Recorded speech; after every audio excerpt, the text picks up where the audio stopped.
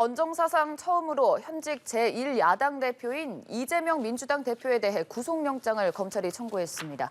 이 대표는 정적 제거 욕망에 법치주의가 무너져 내렸다며 강력하게 반발했는데요. 이제 이재명 대표의 체포동의안 정국입니다. 과연 어떤 결과가 나올지 관심인 상황이고요. 한편 여당 당권 주자들은 어제 광주를 찾아 호남 당심구에 열을 쏟았습니다. 여러 가지 정치권 이슈들 짚어보겠습니다. 이종근 시사평론가, 김수영 전 양천구청장 나오셨습니다. 어서 오시죠. 네, 안녕하십니까. 네, 안녕하세요. 네, 이 대표 관련한 얘기부터 해보겠습니다. 이제 검찰이 이재명 대표 구속영장 청구했고요. 체포동의안 국회에서 표결이 이루어질 전망입니다. 이달 말 중으로 좀 이루어질 것이란 전망이 나오는데 언제쯤 가능할까요?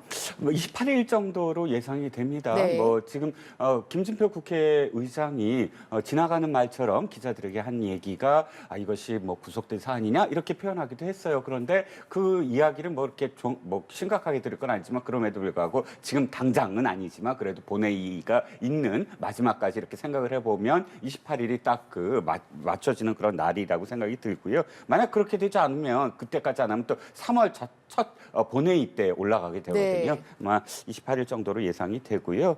결국은 관건은 이럴 것 같아요.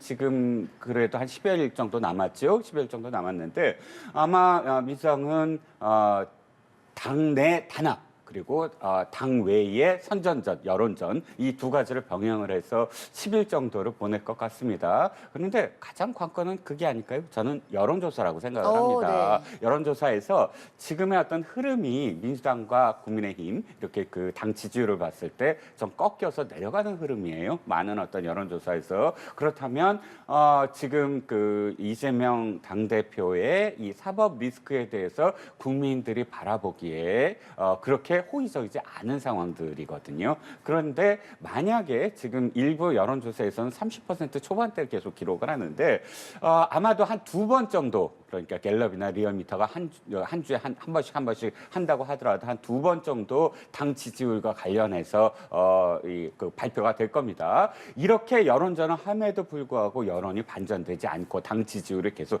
추락할 때 또는 30%를 하향 돌파할 때 그때는 의원들이 나의 공천이 어떻게 될까? 왜냐하면 총선이 가장 중요하잖아요. 지금 중요한 건 이재명 당대표가 구속이 됐냐 안 됐냐도 중요하겠지만 그러나 그건 이재명 당대표 본인의 얘기고 이 당과 당에 소속돼 있는 모든 사람들은 목표가 총선이에요. 그 정당이 선거를 이기기 위해서 정당은 지금 존속을 하는 거거든요. 그랬을 때 총선의 가장 바로미터인 당 지지율이 계속 추락하는 것을 당원들이나 혹은 의원들이 바라만 보고 있을 것이냐. 그래서 저는 관건은 앞으로 남은 한 2차례 정도의 당 지지율 여론조사가 어떻게 나오느냐에 따라서 지금 그날 표결이 어떻게 되느냐가 결정이 될 것 같습니다. 네, 지금 민주당이 다수 의석이기 때문에 이 체포동의안이 국회에서 표결에 붙여졌을 때 부결될 가능성이 높게 전망되는 상황입니다만 민주당 내에서 28명의 이탈표가 나온다면 가결이 될 수도 있다라는 전망도 있거든요. 이 상황에서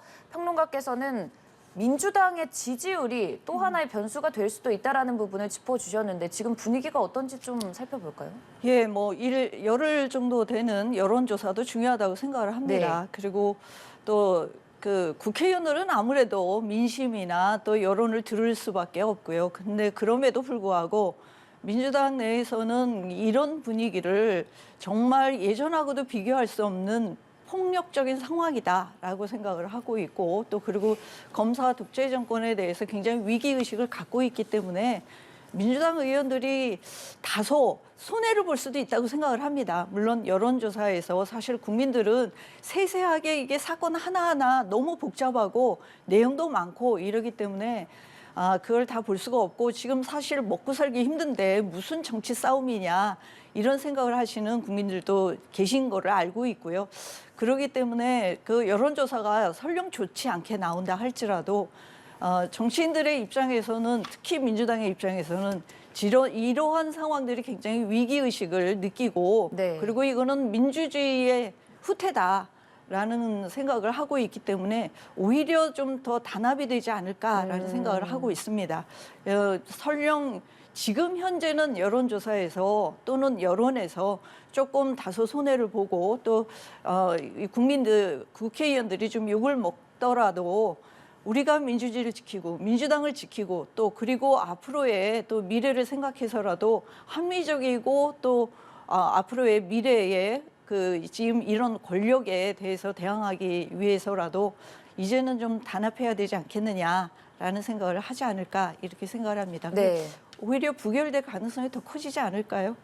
네. 민주당의 단일 대오 이렇게 좀 다시금 짚어주면서 체포동의안 부결에 힘을 실어주셨는데 만약에 평론가 말씀처럼 이 여론 자체가 좀 민주당의 부정적인 흐름으로 흘러간다면 체포동의안이 가결될 수도 있다는 생각이신 건가요? 그러니까 현재 시점에서는 저도 구청장님 말씀처럼 28석으로 그러니까 28표가 나올 수 있느냐에 대해서는 회의적이에요. 네. 그건 겉으로 드러나듯이 각종 그런 그 언론에 적극적으로 인터뷰를 하면서 이건 가결될 수도 있다라고 말씀하시는 분은 약 한 5분에서 한 7분 정도 네. 손에 꼽을 거거든요. 그분 말고도 비슷하게 생각을 하시는 분이 한두 사람 더 있다고 하더라도 10명은 안 될 거다라는 게 지금 정치부 기자들의 어떤 지금 세봤더니 그렇더라라는 이야기들입니다. 하지만 그러나 아까 말씀드렸지만 더 중요한 건 여론이거든요. 이분들이 가장 지금 생각하는 게 지금도 한 번이라도 꺾여서 지금 국민의힘과 거의 유사한 오차 범위 내로 들어가서 경쟁을 벌이는 게 아니라 최근에는 상당히 많이 벌어지고 있다라는 게 우려하는 어떤 시각인데 중요한 건 포인트가 아니라 선이에요. 추세선. 추세선이 꺾여서 내려가고 있는 선이 지금 몇 주째 계속 지속되고 있어서 그게 가장 아마도 걱정일 거고요. 만약에 부결됐을 때 이후에 부결됐을 때 이 방탄이라는 것이 이제 겉으로 거의 다 드러난 셈이 돼버리잖아요. 그리고 아마도 국민의힘은 계속 부각시킬 겁니다. 권성동 의원의 그런 그 불체포 특권 내려놓기로 당당히 가서 영장실질심사를 받았던 그 예를 계속 지금 부각시킬 거거든요. 네. 지금 다시 말씀드립니다만 체포 동의안이라는 것이 검찰에 들어와서 구속되는 게 아니에요. 뭘 뜻하냐 하면 영장실질심사를 받으러 법원에 가는 거거든요. 법원에서 지금 이재명 당대표가 주장하고 민주당이 주장하듯이 이건 누가 보더라도 구속 요건이 안 된다라고 주장하시잖아요. 그러면 그야말로 판사가 그걸 제대로 판단하실 겁니다. 그래서 이거 내가 판사인데 보니까 이거 전혀 구속 요건이 되지 않네. 이재명 당대표의 주장대로라면 당장 그렇게 내리고 영장 기각을 할 거고요. 영장 기각을 하면 민주당은 그야말로 지지율이 벌쩍 뛰고 국민의힘은 추락할 거거든요. 그런 좋은 기회를 왜 부결을 시켜서 여론 악화를 시키느냐. 지금 가장 좋은 건 내가 내려놓겠다. 불체포 특권 내려놓고 그런데 내려놓더라도 바로 그냥 갈 수 없어요. 왜냐하면 국회는 표결을 해야만 해요. 네. 법률상 이게 한번 체포동의안이 가면 무조건 이제 표결을 해야 되거든요. 그러면 이재명 당대표가 당도 살리고 자신도 살리고 지지율도 올리고 총선에 굉장히 좋은 어떤 결과를 낳을 수 있는 딱 한 가지는 제발 가결시켜 주십시오. 제발 제 체포동의안을 찬성해 주십시오. 민주당한테. 그래서 내가 가서 이렇게 말도 안 되는 너무나 내가 얘기했듯이 너무나 자명한 하나도 이게 그 구속될 요건이 없는 그걸 판사가 당연히 알아서 이게 기각시켜 줄 것이므로 기각시켜 줘갖고 지지율 올리고 총선 승리할 수 있잖아요. 그러니까 당장 가결시켜 달라고 하시는 게 가장 좋은 방법인데 지금은 여러 의원들을 친전도 다 보내고 편지 보내고 다 만나시고 하면서 날 살려달라라는 그런 모습으로 보이는 것. 그렇게 말씀은 안 하신다고 하지만 다 국민들이 보이기에 다 그렇게 보이거든요. 네. 그래서 이게 도리어 더 여론을 악화시킨다라는 생각입니다. 저는 그거는 이제 보수 진영에서 지금 이제 바라는 바고 실제로 바라는 바고 이재명 대표 입장에서는 야당의 대표입니다. 그리고 그동안의 쭉 과정 속에서 지금 여기는 검사 독재 정권이라고 규정을 했는데 내가 가서 그 영장 실질 심사를 받겠다. 그렇게 해서 불체포 특권을 내려놓겠다. 약속을 지키겠다. 물론 하실 수도 있겠습니다만 야당의 대표로서 지금 독재 정권에 대한 그 정권 규정을 또 하고 또 그렇게 해왔던 입장에서 이거는 불체포 특권에 대해서는 단순히 특권의 문제가 아니라 헌법상에 규정된 겁니다. 그래서 투표도 또 해야 되는 것이고요.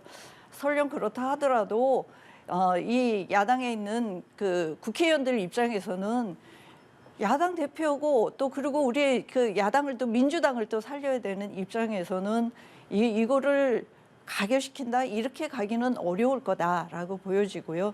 또 그리고 실제로 이런 상황에서 아마 이 불체포 특권이라고 그래서 이걸 내려놓는다고 하면 제2, 제3의 다른 사람은 또 희생되는 사람이 없겠느냐라는 거에 대해서도 한번 생각해 봐야 될 부분이다라는 생각이 듭니다. 네. 네.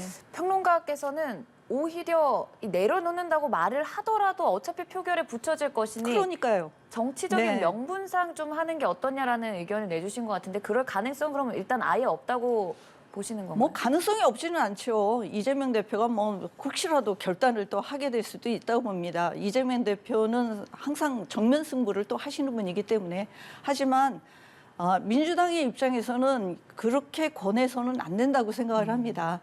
그 지금 민주당이 앞으로 내년에 또 총선도 치러야 되고 단일 대우로 나가지 않으면 또 그리고 지금 하고 있는 정부의 행태가 누가 봐도 이거는 정말 특정인을 겨냥해서 또 수사하고 특정인을 겨냥해서 이렇게까지 와 있다라는 것을 보여주고 있는 거고 또 앞으로도 그럴 것이라고 하는 것이 예견되지 않습니까? 뭐 이미 어저께 대통령실에서 뭐 쪼개기 영장 청구를 하겠다라고 하는 마당인데 그러면은 이번에도 그러면 또 다음에도 또 영장 청구하면 또 실질 심사하고 또 하고 그런 부분들도 또 우려를 하는 거고요. 또 하나는 지금의 사법부에 대한 불신이 있다는 것입니다. 이번에 50억 클럽 수사한 거라든지 김건희 특검을 또 요구하는 야당에서는 김건희 여사에 대한 수사도 공정하게 하고 있지 않고 또 그리고 곽상도 의원에 대해서 이번에 1심 판결 난 것도 공정하지 못하다라고 생각하고 있는데 이건 단순히 검사 독재 정권만이 아니라 사법부에 대한 일정 정도의 불신 이런 것들도 있기 때문에 야당 의원들 입장에서는 아마도 이거를 영장 실질 심사를 받으십시오. 야당 대표 알아서 가서 혼자서 해결하십시오. 이렇게 할 수 없는 사안이라고 생각합니다. 네. 그럼 이제 앞으로 어떻게 되냐면 이렇게 됩니다. 지금 이재명 대표 이전에 각 당에서는 지자체장들이 이런 그런 개발 비리 의혹으로 수사를 받고 또 직을 물러나게 된 경우 많았거든요. 한 번도 당이 개입한 적이 없어요. 그런데 이번엔 당이 개입을 합니다. 그것이 마치 당과 관련된 것처럼 이렇게 되면 저는 이럴 것 같아요. 앞으로 지자체장들은 어떤 혐의가 있을 때 무조건 당대표 되려고 할 겁니다. 왜? 당대표만 되면 자기의 개인적인 개발 비리를 다 이렇게 막아주잖아요. 지금 뭐가 문제냐면 오히려 김대중 반대겠죠. 대통령과 김영삼 당대표가 되면 대통령을 오히려 이런 이 개발 비리가 아닌데도 불구하고 수사를 받고 타겟이 되고 지금 하나하나 그 됐던 성남시에 있었던 일들이 대장동, 위례, 앞으로는 또 백현동까지 나온다는 거 아닙니까?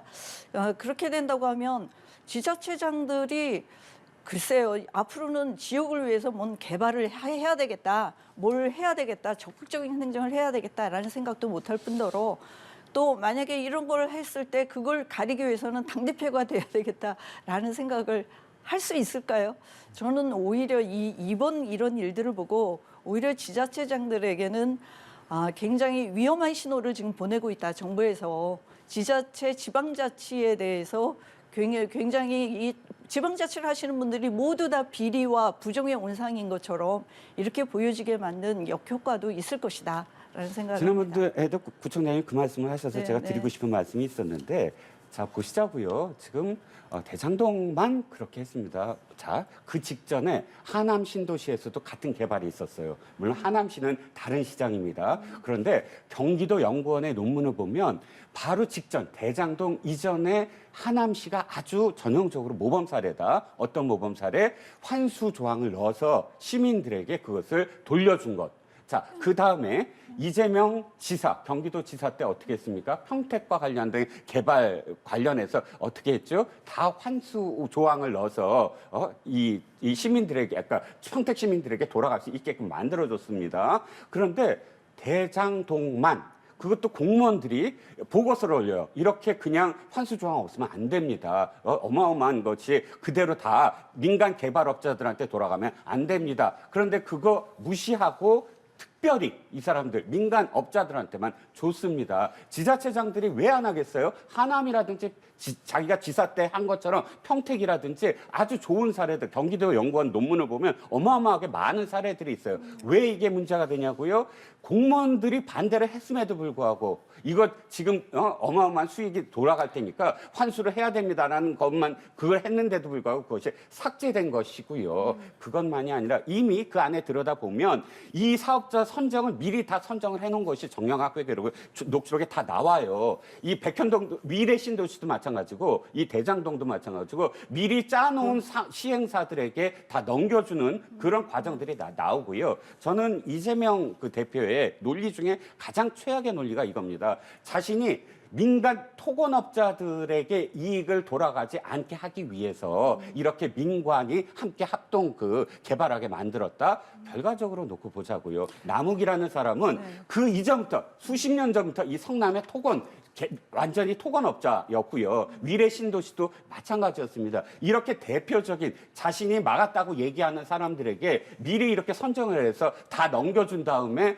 이 사람들을 이익을 막았다? 이건 이 논리 자체도 말이 안 되는 거라고. 그거는 이제 사실이 확정된 것이 아니기 때문에 지금 이 자리에서 우리가 뭐 수사 결과를 가지고 재판하듯이 그걸 그렇게 미리 다 넘겨줬다라고 얘기할 수는 없고요. 분명히 입찰을 하게 돼 있습니다.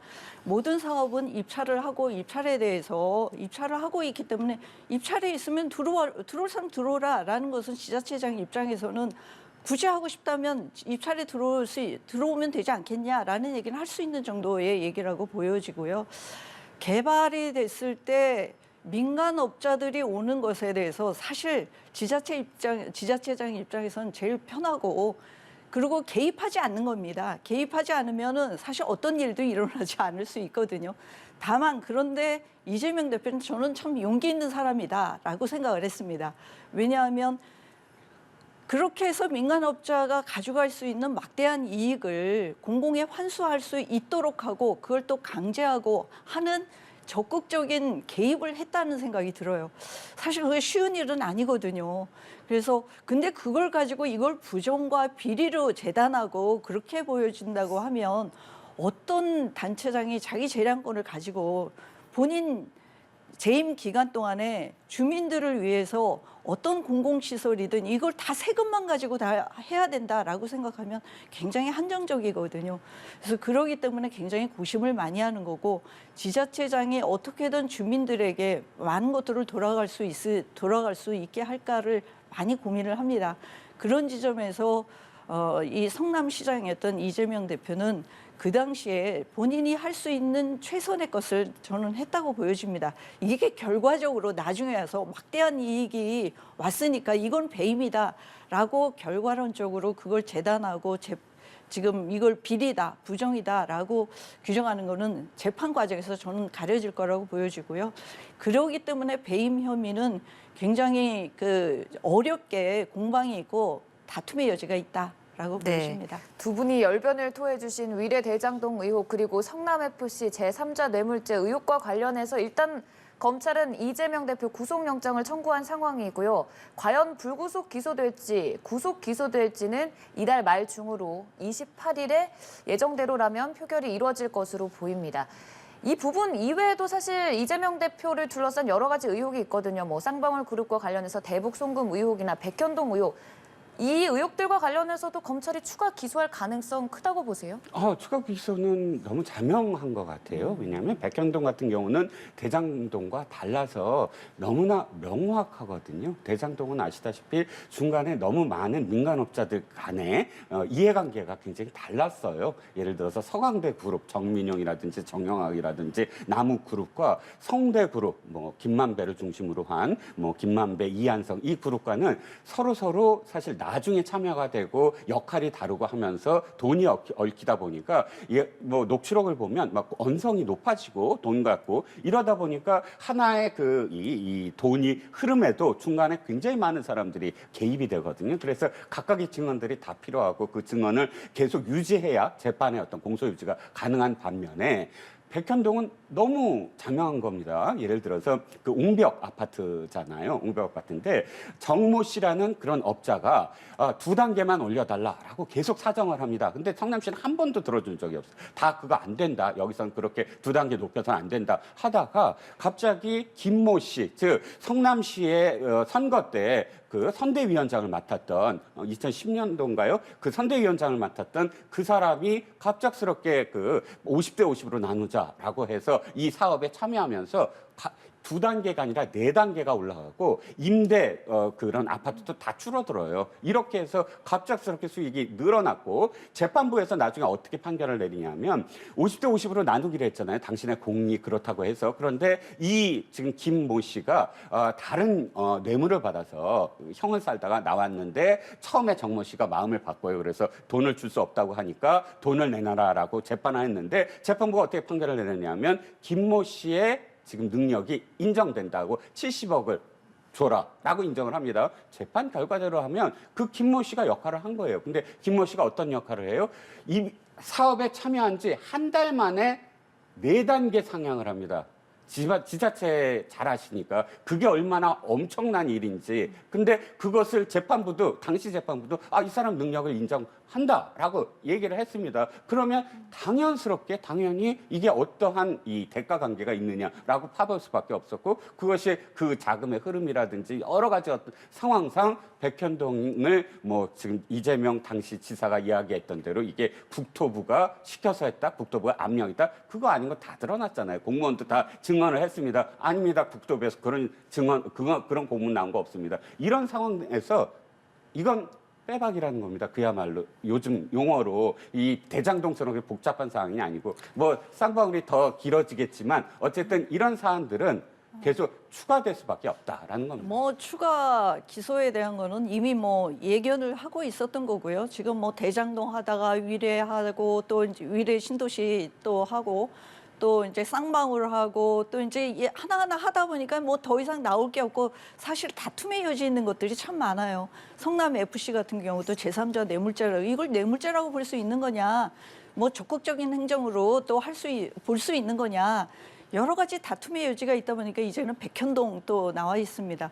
물론 4단계를 올리는 것이 쉬운 일은 아닙니다. 뭐 1종, 2종, 3종, 그다음에 준주거 이렇게 가는 거거든요. 근데 이 준주거까지 이렇게 갔을 때 이걸 용도 변경을 하는 거가 쉬운 일은 아니에요. 시간도 좀 걸리고 그리고 여러 가지 이제 정책적인 고려나 이런 것들이 있습니다. 그래서 지자체에서 그런 결정을 할 때는 굉장히 단호하고 또 그리고 여러 의견들을 단순히 시장 혼자서 지자체장 혼자서 결정할 수 있는 일이 아닙니다. 여러 차례 국가장들하고도 상의도 하고 협의하고 회의하는 그런 절차들이 다 있을 거라고 보여집니다. 그런 것들이 재판 과정에서 보여질 텐데 아마도 이제 그런 어떤 업자들끼리의 이해관계 때문에 있었던 일을 그거를 또 갖다가 이재명 대표에게 끌어다 붙이는 거는 저는 좀 과한 게 아닌가. 정책적으로 이 지역을 개발해야 되겠다. 4단계 정도 용도 상향해서 준주거로 해야 되겠다라는 판단 저는 할 수 있다고 봅니다. 단순히 1종, 2종, 3종으로 집을 짓는 것보다는 상업지역으로 가는 것이 지역을 위해서 더 유리한 판단이다라는 생각을 할 수 있을 것 같거든요. 그거를 끌어다 붙이는 거는 그거는 좀 이후에 또 살펴봐야 될 일이라고 생각을 합니다. 네, 알겠습니다. 민주당 이야기 여기서 마무리 짓고 국민의힘 상황도 짚어보도록 하겠습니다. 아무래도 이제 전당대회 3월 8일로 얼마 남지 않았다 보니 당권 주자들 간 치열한 레이스도 이어지고 있는데요. 어제는 또 광주를 찾아서 합동 연설회하는 모습이었습니다. 눈에 띄는 모습들 있었나요? 네, 일단 호남의 이 당원들이 열기가 좀 굉장했다라는 후문이 네. 좀 듭니다. 워낙에 지금 이 국민의힘이 호남의 그 당원들이 적어요. 대개 이제 지금까지는 영남 당원들이 훨씬 많았고 또 호남에 갔을 때도 그렇게 당원들이 다 모여서 함께 이렇게 이 전당대회를 치러낸 적이 그렇게 많지 않았거든요. 왜냐하면 대개는 다 그 바깥에서 반대하는 단체들이나 대학생 시위가 늘 있어왔기 때문에 분위기가 좀 어수선했는데 어저께는 한 1,800명 정도의 어떤 당원들이 열기를 함께 했다라는 그런 의미에서 당 지도부가 굉장히 고무적인 어떤 상황이었고요. 두 네. 번째는 뭐냐면 당 대표 후보 네 사람이 각각 좀 다른 성격이었다. 이게 좀 네. 흥행이 안 될까 봐 굉장히 걱정 많이들 했는데 예를 들어서 황교안 후보는 굉장히 강성 보수, 그다음에 김기현 후보는 그래도 당을 오랫동안 지킨 정통 보수, 그리고 안철수 후보는 자신이 늘 주장하지만 중도 보수, 그다음에 마지막으로 천하람 후보는 개혁 보수, 이렇게 각각의 타이틀이 붙을 수 있는 포지셔닝이 다 다른 그런 후보들로 네 사람이 구성이 되다 보니까, 그리고 또 의외로 지금 이 TV 토론에서 보면 보면 3, 4위 후보들이 굉장히 열띤 공방을 벌였어요. 도리어 1, 2 후보가 좀 더 이렇게 열기가 없이 되지 않았나, 3, 4위 후보보다. 그래서 결선 투표라는 어떤 제도가 이런 어떤 영향도 있는 게 아닌가. 그래서 뭐 흥행 자체는 우려했던 것보다는 많이 좋아지고 있다라는 생각이 듭니다. 네, 내 후보 간의 색이 워낙 또 달라서 더 재미있는 요소다라고 짚어주셨는데, 중도 보수라고 평론가님께서 평가해 주셨던 안철수 후보에 대해서 김기현 후보가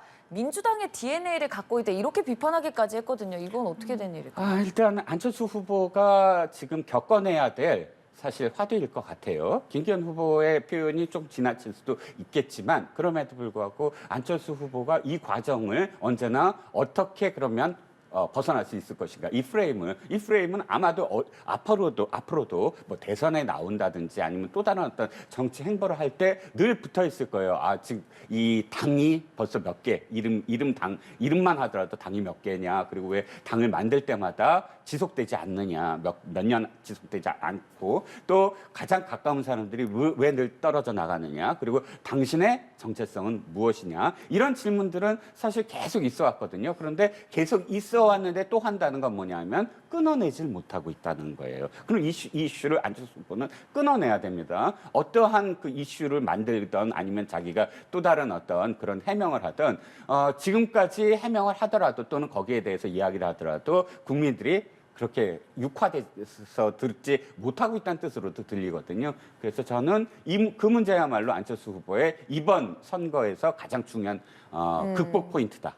라고 말씀드리겠습니다. 네, 어찌됐든 국민의힘 입장에서는 불모지로도 여겨졌던 호남에서 그래도 뜨거운 열기가 이어졌다라고 네. 평가를 해주셨는데, 호남에서 좀 승부를 볼 수 있는 호남에서 그렇게 열기가 뜨거웠던 천하람 효과가 아니었나라고 생각을 네. 합니다. 실제로 제가 들은 바로는 천하람 후보에 대해서 단순히 국힘당의 지지자들뿐만이 아니라 사실은 일반 시민들조차도 30, 40대가 굉장히 좋아한다고 하더라고요. 지나가면서 손도 흔들어주고, 제가 그 얘기를 들으면서 좀 부럽기도 하고, 어쨌든 천하람 효과 때문에 좀 호남에서 그런 어떤 그 지지와 또 열기를 갖게 되지 않았나라는 생각이 들고요. 앞으로 또 주목해 봐야 될 부분이 천하람 후보라고 생각이 들고요. 오히려 안철수 후보는 점점 지지율이 떨어지지 않을까라는 생각이 듭니다. 여러 가지 이제 정체성에 대한 시비도 있고요. 또 본인의 색깔을 분명히 드러내기도 어려운 상황입니다. 할 말도 못하고 아무 말도 하지 않으면 뭐 아무 일도 일어나지 않는다니까 굉장히 입지도 좁아져 있고, 이래서 정말 제가 전에도 얘기했지만 이 끝까지 가실 수 있을까라는 걱정을 할 정도로, 오히려 천하람 후보하고 안철수 후보가 나중에는 정말 이렇게 비슷한, 지금 실제로 지지율이나 여론조사에서도 비슷하게 나오는 데들도 있더라고요. 또 그런 걸 보면서 안철수 후보가 이번 전당대회를 통해서 여러 가지로 좀 정치적인 입지가 더 많이 흔들리고 힘들어지겠구나. 오히려 천하람 후보 같은 경우는 또 당내 민주주의를 또 외치고 하면서 좀 건강한 국힘당을 만들어낼 씨앗들을 좀 보고 있다. 저는 그렇게 보고 있습니다. 그러면 호남에서는 천하람 후보가 월등히 유리하다고 보시는 거죠? 저는 그렇게 될 거라고 보여집니다. 그리고 좀 주목해서 또 보여지는 것이 이제 황교안 후보예요. 네. 당연히 보수로 김기현 후보하고 나중에 연대를 하지 않겠냐 했는데, 첫 토론에서 사퇴하시오만 하는 걸 보고 제가 깜짝 놀랐습니다. 그래서 황교안 후보가 끝까지 이게 연대를 하겠나? 김기현 후보에 대해서도 좀 미심쩍은 눈길을 네. 갖고 있는 게 아닐까. 그리고 실제로 지금 그런 뭐 인신공격이라고 하지만 의심이 되는 측면들이 있잖아요. 그 본인들의 땅과 그게 1,800배가 올랐다는 거 아닙니까? 그런 의혹도 사실은 이 정권에서는 왜 수사를 안 하는지 모르겠습니다. 그런 것들도 사실은 그런 의심의 눈길을 보고 있고 당내에서 후보들조차도 이렇게 문제 제기를 하고 있는데 그걸 인신공격이라고 받아칠 일이 될까? 좀 실제로 원내대표나 정책위 의장할 때 있었던 일들이거든요. 다들 의심의 눈으로 볼 수밖에 없고 또 그것 또한 김기현 후보가 뛰어넘어야 될 산이다라는 생각이 듭니다. 공전히 제가 좀 말씀을 드려야 될 건데 네. 아까 1,800배 말씀을 하셔서 자, 이건 지금 언제 시작이 됐냐면 2021년도에 어디에 네, 의해서 네. 민주당에 의해서 문제가 제기된 겁니다. 그러면 민주당 정부인 문재인 정부가 수사를 했었어야 됐고요. 그런데 팩트 체크를 그때 다 했어요. YTN에서도 팩트 Y라는 기사를 통해서 그때 당시에 민주당의 주장이 잘못됐다라고 이야기를 합니다. 왜냐하면 지금 김기현 원내대표가 산 땅은 35,000평 정도의 땅이 있습니다. 그런데 도로 개설을 함으로써 그 땅이 수익 1,800배가 오른다는 거예요. 그러면서 그 당시에 민주당의 주장은 뭐냐면 민주당이 맨 먼저 1,800배를 얘기하기 때문에 여기까지 온 겁니다. 그런데 민주당이 주장한 건 뭐냐면 이 김기현 원내대표의 땅이 아니라 인접한 땅 A라는 땅에 그 공시지가를 지금 갖고 온 거예요. 그래서 바로 인근했으니까 그 A라는 땅의 공시지가를 비교를 하면 이게 1,000원인데 A라는 땅이 200만 원이다. 그러면 다 이렇게 계산을 해보면 1,800배 아니냐 이렇게 얘기를 합니다. 그 팩트 체크를 했던 언론 보도에 따르면 A라는 땅은 도시 지역에 가깝고 이 땅은 용도 변경이 가능해요. 상업지도 용도 변경이 가능하고 그런데 지금 실제로 비교를 해야 될 김기현 원내대표의 땅은 전혀 용도 변경이 불가능한 땅입니다. 어업인이나 농업인이나 임업인이 아니면 그 땅을 용도 변경할 수 없는 곳이고 또 이 터널이 지나가는데 이 터널이 이 앞면, 전면에 있으면 상관이 없는데 중간에 걸쳐져 있어요. 그래서 부동산 업자들의 그런 이 인용을 에 의하면 당시 그 팩트 체크를 했던 언론들의 이 땅과 A라는 땅을 비교할 수 없다. A라는 땅을 갖고 와서 1,800배라고 얘기하는 건 잘못됐다라는 내용이 있습니다. 그러면 이것을 갖고 지금 정부가 무슨 왜 수사를 한다? 아니요. 문제 제기를 민주당이 그때 2021년도에 했으면 문재인 정부가 당시에 했었어야 됐고요. 그런데 왜 못했느냐? 당시에 팩트 체크가 다 돼 있기 때문에 이건 상관이 없다. 무관하다라고 다 결론이 난 것을 물론 여기 내부 경선 때문에 갖고 왔다고 하더라도 민주당 쪽에서 이걸 갖고 왜 수사를 안 하느냐 이건 말이 안 된다는 거죠. 네. 즉 김기현 후보 캠프에서 오신 것 같아요. 아니요. 네. 저는 팩트 체크를 다 해본 겁니다. 내부에서 황교안 후보도 그렇고 저는 뭐 안철수 후보도 괜히 얘기를 했겠습니까?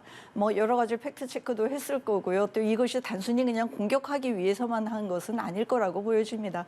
나름대로 전략적으로 전술적으로 그 캠프에서 또 의혹이 되는 부분들은 계속 의혹으로 남을 수밖에 없고 또 그런 부분에 대해서 클리어하게 하지 않으면 김기현 후보도 지금은 집권 여당의 대표로 또 되시겠지만 또 되실 거라고 봅니다만 되시겠지만 이후에도 계속 공격받을 여지는 있다. 실제로 그러려고 하면 이것 또한 또 단순히 팩트 체크 차원을 넘어서 뭐 그때는 고발하지 않았을 수도 있습니다. 고발하지 않는 걸 억지로 가서 문재인 정부에서 수사를 할 수는 없는 것이거든요. 그런 부분들은 또 이후에 또 검증할 시간이 있을 거라고 보여집니다. 네. 과정에서 안철수 후보가 김기현 후보에게 과거 부동산 의혹을 제기한 것과 관련해 두 분의 이견이 조금 이어졌었는데요. 3월 8일 전당대회 전까지 이런 치열한 레이스 계속 이어질 것 같습니다. 오늘 말씀은 여기서 마무리 짓도록 하고요. 지금까지 김수영 전 양천구청장, 이종근 시사평론가와 함께했습니다. 고맙습니다. 네.